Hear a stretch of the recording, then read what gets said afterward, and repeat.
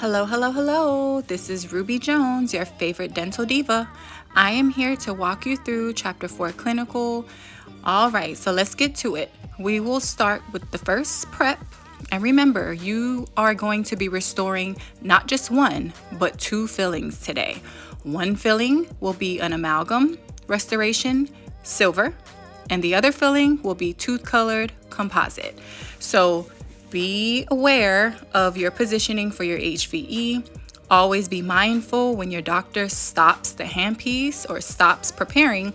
It is your responsibility to rinse off that debris. So rinse off that debris, that decay, the dust, the blood, the saliva, the old amalgam filling, whatever it is your responsibility to not just rinse it, but dry it as well.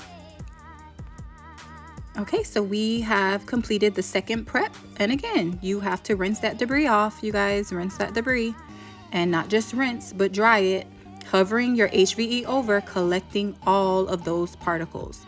Okay, so the first chemical step, as we discussed before, is the etching. The etching is 37% phosphoric acid. It is acidic, you guys.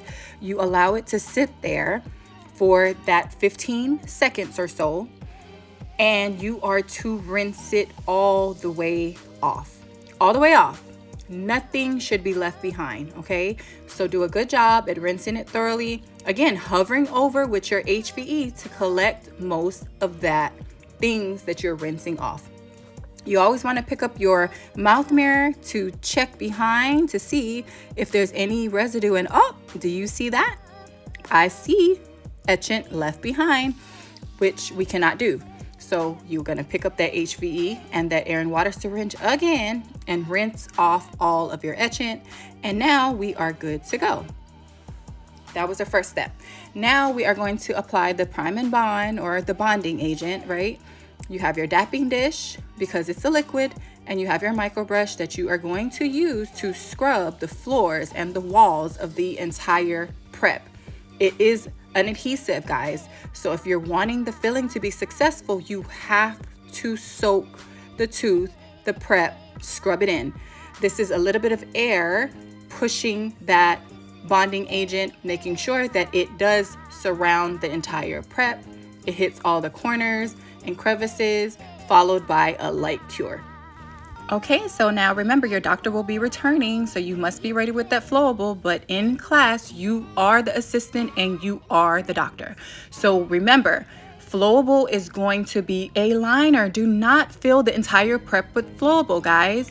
If you fill the entire prep with flowable, you will have no space for your body composite, okay? So this is a lining of the flowable followed by that second light cure.